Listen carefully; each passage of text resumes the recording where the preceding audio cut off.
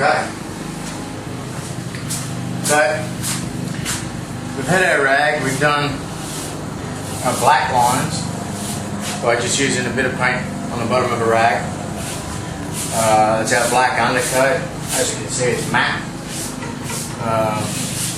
Once that's dry, you then get your wood stain. To be honest, you can really use any wood stain, it doesn't really matter. As long as if you use acrylic, you go with acrylics. If you use oil base, you go with oil base. That's pretty much the only rule. Right. So with your stain, you get another rag, clean rag with no black paint on it. You can use a brush to just dab it on if you want, or you can pour it on, doesn't matter. Get your rag, wipe it around, smooth it around. You'll find that it'll get all gunky in places and it'll look really weird. At this stage, your main thing is to get kind of like a uniform colour within your wood. You don't want to whack it too much because you will drag the black paint, so you will change the effect of the black paint in a sense. So wipe it around enough that you're happy with what you've got.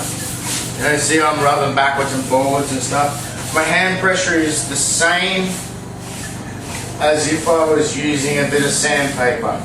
It's only light. I'm letting the rag do the work. Okay? Make sure you cover it all wherever you need it. Cover it around, wrap it around. This is going to dry up, it'll look nice. Doing the base of my fins.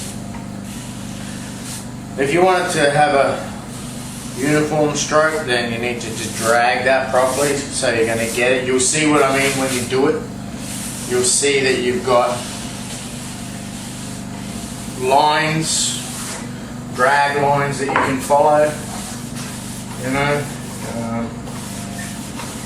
But you should be alright. If you put a swirl in it, of course you're going to see that swirl. So the best idea for wood grain is to take it along from one end all the way along to the other end. Wipe it right off the other end, all the way along to the other end. Don't worry if some bits look light and some bits look dark and all that sort of stuff.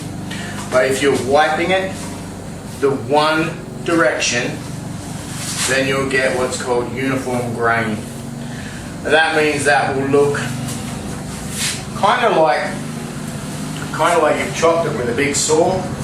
You know, you've chopped a log, and your log is all the one piece. You know, you can do it so that it looks like there's a lot more pieces. That's a bit more complicated. Not too much more, just a bit more. But as you can see, I'm still moving fairly quick. You know, move as fast or as slow as you want, really. It doesn't matter. As long as it's wet, you can still use it. You can still move it. Bit on the fins there.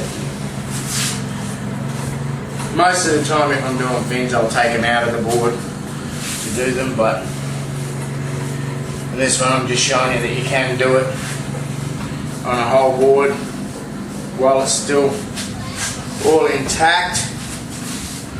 Okay, so that kind of makes sense to do that. Drag it down, run it up, around the fins, run your finger in close so it's kind of like a bit of a twist in the wood grain, so to speak, you know. Then you'll see some of the bits that you sort of go, oh, it's a little bit stuffed there, I need to do some more. So that's when you start dragging it out, long strokes, make your shape of your wood, develop it, how you want it to be. Okay, it's not hard. People charge thousands of dollars to do this, and really, there's no need. You can do it at home. Practice. You can wood grain anything. You can wood grain cups. You can wood grain your own table. Grab a second-hand table, chuck some wood grain on it, make it look like it's been bought from a designer shop. You know, make it look like $1 billion. Alright, so I'm going to let that one dry, and we will see how that looks when it's all dry. Okay, so we've done our matte black. Put our wood grain over it, put our stain over it. Now we let it dry, and we see if I want it darker, then I'm going to put another coat, another stain over it. You know, if I want it lighter, I'll probably want it darker around these fins. So, you know, I can choose to sort of do that or whatever. So, but I'll let that dry so that I've still got my effect around it and around the fins. So then we can just, you know, sort of go from there. Alright, and that's basically how you would grain a board. Like I say, it's not too hard. So I'll come back and I'll put some more stuff on the rails here, just to help darken up that and blend it in.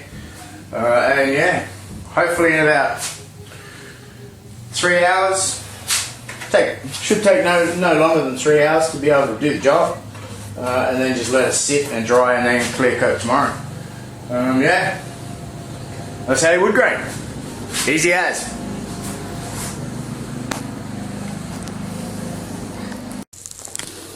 Okay, so I've now just finished doing the second run with the rag and the stain to darken up the wood. So you can see it's still wet, that's why it's shiny. So that darkens up the wood. You can still see, yeah, my logo under there. So okay, that goes down the rails as well. Yeah, you can see we've kind of blended the rails in a bit there.